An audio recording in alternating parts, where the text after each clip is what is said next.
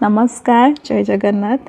आज मु पाचिला कईथ मार्केट आनी तो पाचिला कईथ को मु पखाल सहित आज खाइबी चटनी बनैकिना।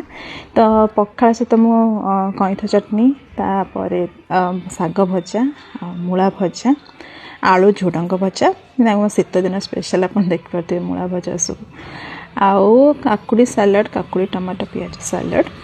तो पखाल सहित खाली भजा हेले तो हेनी ता सहित पाग टे दरकार। तो पाग मुझे सब करना खाए पखाल सहित आंबुल नहीं तोराणी टे मिसेकिना कले भल लगे सज तोराणी कि जदि भी खटा तोराणी थी कले बहुत भल लगे।